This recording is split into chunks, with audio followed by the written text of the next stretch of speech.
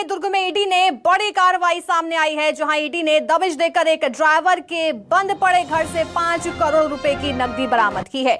ED को दीवान, पलंग और वॉशरूम में 500 और 2000 रुपए के बंडल मिले।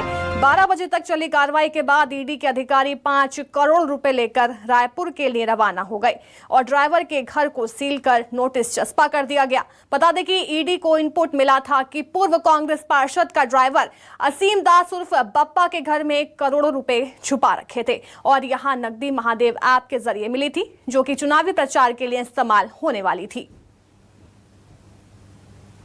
तो एक ड्राइवर के घर से करीब 5 करोड़ रुपए जब्त किए गए हैं। बता दें, हालांकि ड्राइवर के घर को सील कर नोटिस भी चस्पा कर दिया गया। तो 500 और 2000 के नोट बरामद किए गए हैं और ईडी ने घर को अब सील कर दिया है। लगातार मामले में जांच की जा रही है। तो महादेव ऑनलाइन सट्टा ऐप से भी इसके तार जुड़े होने की खबर सामने आ रही है। दुर्ग से मेरे सहयोगी मनेंद्र हमारे साथ जुड़ गए हैं। मनेंद्र, लगातार यहां पर ईडी की दबिश जो है देखी जा रही है। बताया जा रहा है कि कांग्रेस पार्षद के ड्राइवर के घर पर 5 करोड़ रुपए मिले हैं। हालांकि जानकारी और कहां तक मिल पाई है, क्या कुछ आगे कार्रवाई की जा रही है ईडी की तरफ से? जी, निश्चित तौर पर जिस तरह से कल देर शाम 4 से 5 बजे के बीच ईडी के अधिकारी भिलाई पहुंचते हैं और भिलाई पहुंचने के बाद भिलाई के हाउसिंग बोर्ड इलाके में, जहां पर जो मध्यम वर्गीय गरीब वर्गीय परिवार के लोग रहते हैं, यहाँ 3 से 4 ब्लॉक है। 50 से 60 साल पुराना यह ब्लॉक है, हाउसिंग बोर्ड इलाका है, जहां पर छोटे छोटे ब्लॉक बने हुए। लेकिन इस ब्लॉक में 3 डबल मंजिल जो घर है, वहां पर ये जो मेरे पीछे आप देख रहे हैं, ये घर में जिस तरह से चस्पा किया गया है, यहाँ पर ईडी के अधिकारी पहुंचते हैं, इस कमरे का ताला तोड़ते हैं। मैं आपको दिखा दूं कि ताला जो है टूटा हुआ है, ये ताला आप देख रहे हैं, ये टूटा हुआ है और ये चस्पा किया हुआ है। जिस तरह से ईडी के अधिकारियों ने साइन किया इस पे और डेट लिखा हुआ है, ये ताला जिस तरह से टूटा हुआ है, तोड़कर घर में अंदर घुसे थे। यहाँ पर किसी प्रकार के जो आरोपी है, जो कहा जा रहा है असीम दास उस बप्पा, वो यहाँ पर मौजूद नहीं थे। इसके साथ ही जो ये नोटिस चस्पा देख रहे हैं, ईडी के जो असिस्टेंट डायरेक्टर हैं, सहायक निदेशक श्रीराम मीना, उन्होंने यह चस्पा करवाया है और कहा है कि इसमें अब इसको सील कर दिया गया और ये कानूनी कार्रवाई के बाद ही इस पर जो है जिस तरह से आगे किस कार्रवाई होगी। लेकिन कल जिस तरह से ईडी ने कार्रवाई की और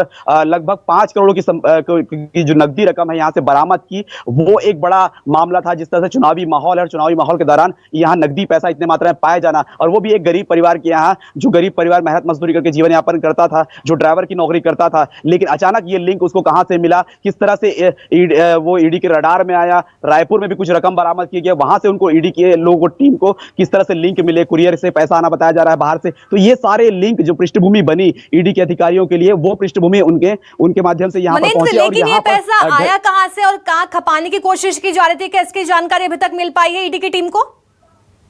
जी, ईडी की टीम को जानकारी अभी तक नहीं मिल पाई है, क्योंकि जो आरोपी है वो फरार बताया जा रहा है और उसके पत्नी है और उसके बच्चे जो है अब तक फरार हैं। यहाँ पर जो लगता रहता था असीम दास, वो अभी तक यहाँ पर बरामद नहीं किया गया। ईडी की टीम ने उन्हें पकड़ा नहीं है, तो ये अभी तक खुलासा नहीं हो पाया। लेकिन जल्द इसका खुलासा ईडी के अधिकारी करेंगे, क्योंकि ये पैसा किसी बाहर जगह से आया हुआ था, एक कुरियर बॉक्स में आया हुआ था। और साथ ही साथ जब उनको यहाँ का लोकेशन मिला कि यहाँ भी कुछ पैसे रखे हुए हैं रायपुर के माध्यम से, तो तब यहाँ ईडी के अधिकारी पहुंचे। ये पैसा निश्चित तौर पर चुनावी पैसा कहा जा रहा है और महादेव ऐप, महादेव आईडी से जोड़कर इसे देखा जा रहा है कि महादेव आईडी के माध्यम से जो पैसा इतने बड़ी मात्रा में, और ये जो चुनाव के दौरान खपाने के लिए, जहां चुनाव के दौरान वितरण करने के लिए, चुनाव में इस्तेमाल करने के लिए लाए गए थे। और इसके एक माध्यम से एक छोटे से जो ड्राइवर है उसको इसका निशाना बनाया गया, उसको सुरक्षित पैसे को सुरक्षित रखने के लिए लालच देकर उसको यहाँ उसके घर में रखा गया पैसा। ईडी के अधिकारी कल 2 बड़े बैग में पैसे लेकर गए हैं। नोट गिनने की मशीन एसबीआई से मंगाई गई थी। साथ ही साथ उन्होंने ये निर्देश दिए हैं कि जो अन्य जो आरोपी हैं उनके साथ में जो हैं मिले हुए हैं, उनकी भी तलाश की जा रही है कि किस तरह से वो किसके माध्यम से संपर्क है। भारतीय जनता पार्टी और कांग्रेस के लोग एक दूसरे पर आरोप प्रत्यारोप कर रहे हैं कि ये पैसा किसी मंत्री के करीबी था, तो कोई ये विधायक के भाई के करीबी था। ये इस तरह के आरोप प्रत्यारोप सोशल मीडिया में लग रहे हैं, लेकिन अभी तक ये पता नहीं चल पाया कि पैसा किसका था। और बिल्कुल, लगातार जांच की जा रही है और जांच में कई बड़े खुलासे भी हो सकते हैं। बहुत बहुत शुक्रिया हमें तमाम अपडेट्स देने के लिए।